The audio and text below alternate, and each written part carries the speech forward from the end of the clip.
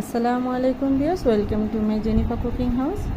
আপনাদের জন্য আজকের রেসিপি নিয়ে আসলাম কাঁকরোলের ভর্তা। আমি এখানে রেখেছি সেদ্ধ করা কাঁকরোল, সেদ্ধ করা কাঁঠাল বিচি এবং রসুন, শুকনো মরিচ, পেঁয়াজ। এই উপকরণগুলো দিয়ে আমি আজকে ভর্তাটা বানাবো। তার আগে আমি ভর্তাটা করার আগে এগুলোকে হালকা, সব উপকরণগুলো হালকা তেলে ভেজে নিব।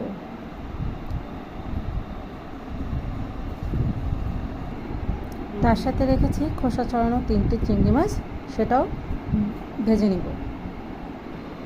আমি সব উপকরণই ভেজে নিয়েছি। এবার এগুলো মেখে নিব।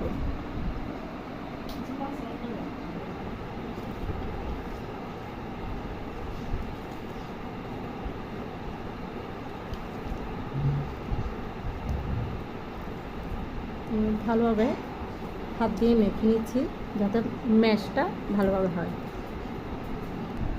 আমার ভালোভাবে মাখা শেষ। এবার এর মধ্যে আমি সরিষার তেল দিয়ে দিব।